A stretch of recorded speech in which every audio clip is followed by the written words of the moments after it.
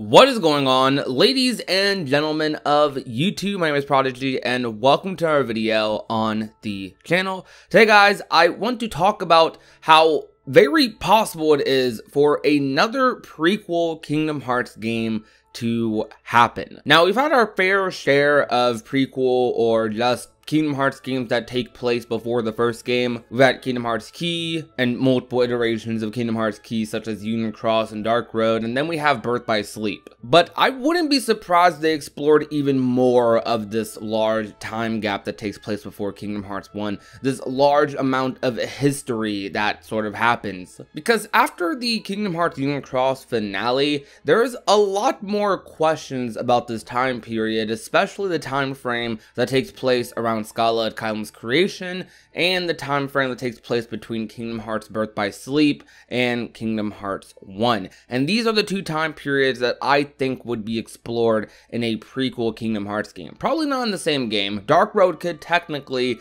go into some backstory with Scarlet Kylem's creation, but Dark Road seems to mostly focus on Xehanort and Ericus, and if we do get any backstory or any continuation of what we saw in the ending with Brain and Sigurd, it'll likely be in some sort of flashback or something of the sort. It won't be the main focus of that game is what I'm trying to say. However, when it comes to the time period between Birth by Sleep and Kingdom Hearts 1, which was generally not as eventful from the way they made it sound, aside from Ansem's strives to find out more about the Heart and his apprentices in the organization, those are the main things that we knew about for a long time that took place after Birth by Sleep. But we always got most of that lore in secret reports or in small cutscenes in our mainline Kingdom Hearts games. So that long 10-year gap between Birth by Sleep and Kingdom Hearts 1 is not really that explored, but they now have given us sort of interest for what could be explored in that time frame,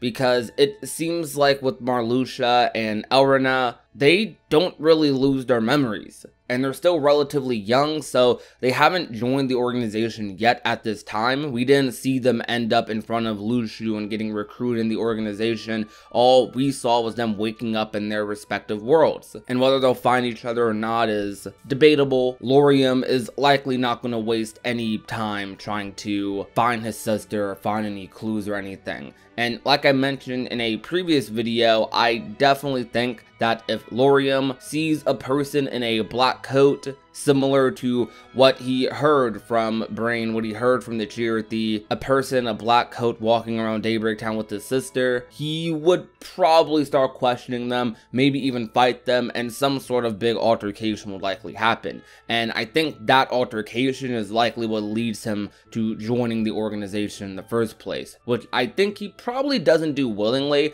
but even if he does, it would likely be to find out more info about his sister, thinking that maybe if he gets closer to the organization, then he'll figure out what happened to her. And there's also a lot more interest for me in the organization's creation, more than there was before. The original organization's creation, starting with the apprentices of Ansem the Wise, and then Saïx and Lee, the ancient Keyblade Legacy group, and then Roxas and Xion, which we know their story. The Subject X storyline is another storyline that is very interesting that I do think will be explored. I don't know if it will be explored in its own game. It definitely could be though. I think it will be worthwhile for its own game, but I don't know how many games they want to make for the next saga or anything, because they might just want to compile everything into like a number title or a couple of non-number titles, so we don't have like 10 different games that we're waiting for like we did with the Dark Seeker saga. The Subject X storyline takes place during the ending of Birth by Sleep and after Birth by Sleep as well. They join the organization after the apprentices do. I don't know how soon after they join, but it seems like they probably join when they're younger as well, just like Yenzo. So I'd imagine that it didn't take too long after Birth by Sleep for Saïx and Lee to join the organization, maybe a couple of years after Birth by Sleep at most. Something that could be very huge, like a thing that I do see being in a game, likely in whatever game Mickey ends up exploring Scarlet Kylem in, I'd imagine. The creation of Scarlet Kylem is likely going to be a big deal for the future lore of Kingdom Hearts, future plot points. I'm sure characters like Sigurd, Ephemer being the first Keyblade Master, people like Brain arriving in Scarlet Skala when they do. This hooded figure that takes Xehanort to the Destiny Islands, the presence of the Book of Prophecies in that world. There's just a lot to cover.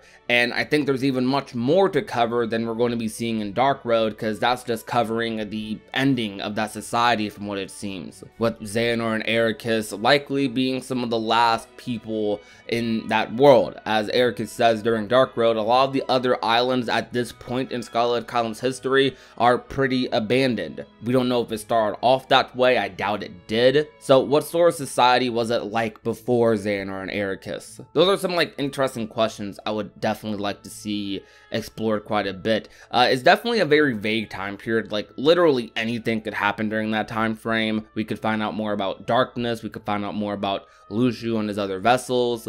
What exactly is Brain's involvement in Scarlet Kylum? There's just a whole lot. I find the time period before Kingdom Hearts 1 to be some of the most interesting things in the entire Kingdom Hearts series, and to a large degree actually, because of games like Birth by Sleep, because of like the past key and all that stuff. It's a big reason that Kingdom Hearts has become like my favorite story in media today, because it's just so interesting, and it's nice when you're able to like add like those different layers to like a story you thought you already knew pretty well, which is why I'm so excited for Phase 2, because in Phase 2, we're put into a situation where our main characters, Sora, Riku, Kairi, all these other characters, they kind of have to find out about this at some point. They have to find out about Scarlet Kylum. They have to learn a little bit about it. Maybe not to like a large degree, like knowing every little detail, but they have to know about its existence, its purpose, these old Union leaders, the key lore, the timeline, like all that stuff. They have to find out about. They have to be confronted with it eventually, especially if we're going to be fighting characters like the Foretellers,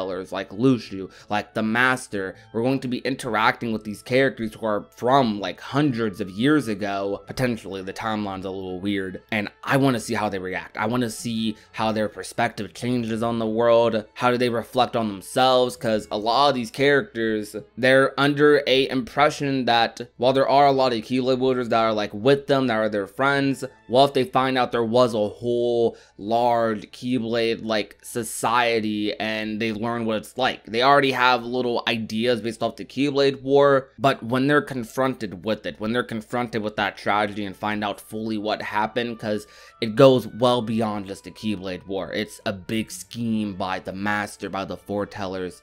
I just want to see how they react. That's what's so interesting about this. So I would love to have another prequel game, though I also do want the story, of course, to move forward at a decent pace as well. So that's also why I'm excited for things like Verum Rex, or for a potential Cage 4 to come out, because I of course want to see what's happening after the ending of Kingdom Hearts 3 even more so. But the story is just in a pretty good position right now for Kingdom Hearts. I'm excited. I know everyone else here is excited. Tell me what is getting you the most hyped up in the comment section down below. Out of all the prequel game ideas that I said in this video, which one do you think will be the most interesting between Laurium and Elrina trying to find Strelitzia and them being in the organization by the end of the game, the time gap between Scarlet Kylum's creation and Xehanort's birth, or even something a little bit on the smaller side like Subject X with Saix and Lee? What do you find the most interesting? What would you like to play a game about? Otherwise though, if you enjoyed today's video, be sure to leave a like, share the video with a friend or family member, and last but not least, if not already,